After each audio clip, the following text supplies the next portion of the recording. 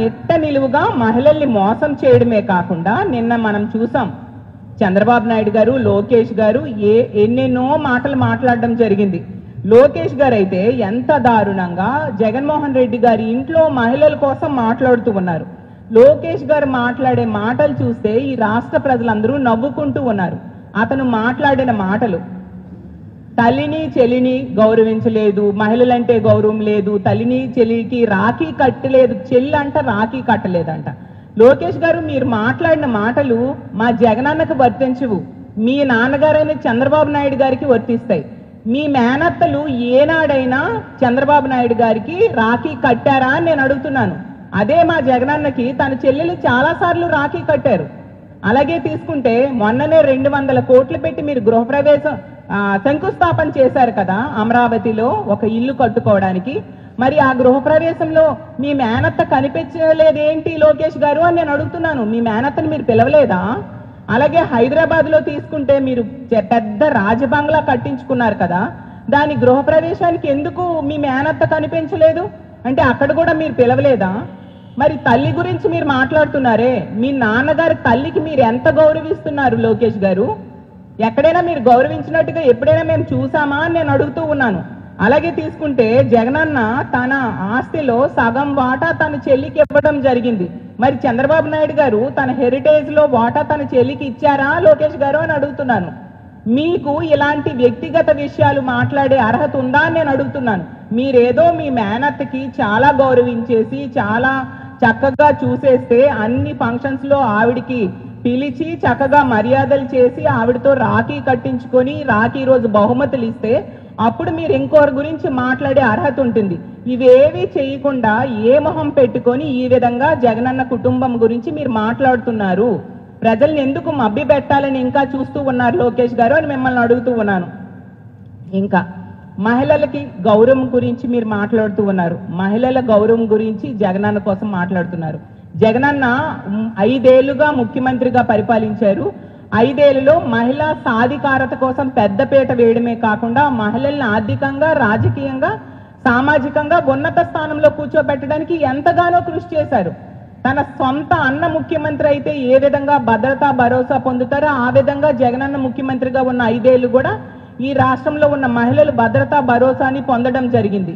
మరి కోడలు మగబిడ్డను కంటానంటే అత్త వద్దుంటుందా అని ఆడబిడ్డ పుట్టుకనే అవహేళన చేసిన వ్యక్తి చంద్రబాబు నాయుడు గారు.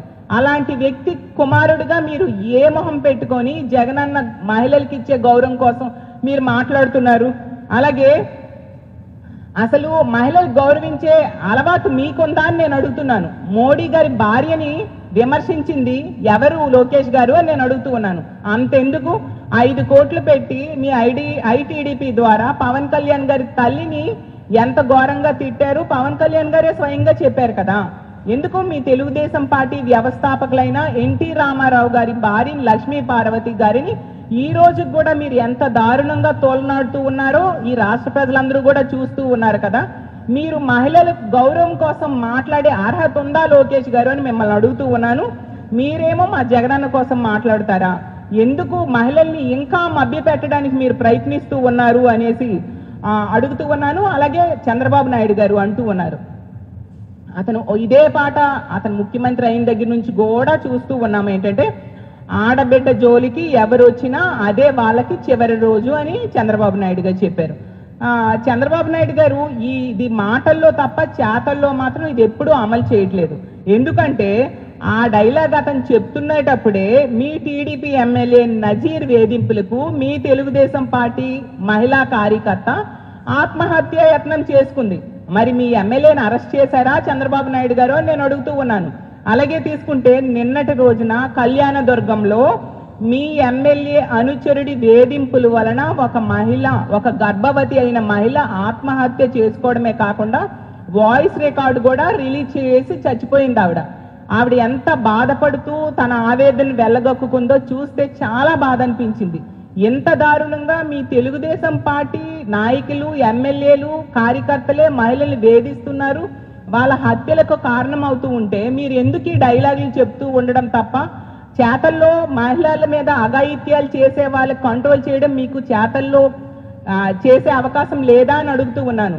మీ తెలుగుదేశం ఎమ్మెల్యే ఆదిమూలం వేధింపులకి, లైంగిక వేధింపులకి ఒక మహిళ ఈ రాష్ట్రంలో రక్షణ ఉండదని పక్క రాష్ట్రంకి వెళ్ళి ప్రెస్ మీట్ పెట్టింది. ఇలా ఎన్నో సంఘటనలు మీ తెలుగుదేశం పార్టీ నాయకుల వలన మహిళలు ఇబ్బంది పడుతున్నారు అనే విషయం మనం చూస్తూ ఉన్నాము. అలాగే ఈ రాష్ట్రంలో మీ కూటమి ప్రభుత్వం అధికారంలోకి వచ్చాక ఈ రోజు మహిళలకి రక్షణ లేని పరిస్థితి, రోజుకి 70-80 సంఘటనలు మహిళల మీద అఘాయిత్యాలు జరుగుతూ ఉంటే మీరు ఏం చేస్తున్నారు? ఒక మహిళ హోమ్ మినిస్టర్ ఉన్నారు అనిత గారు, ఏం చేస్తున్నారు మీరు? మీకు ఎందుకు ఈ పదవులు? డిప్యూటీ సీఎంగా పవన్ కళ్యాణ్ గారు, ఇంతమందికి ఎవరికి తాట తీశారు మీరు? డైలాగులు ఎవరికి కావాలి? మహిళల రక్షణ ఉండాలి.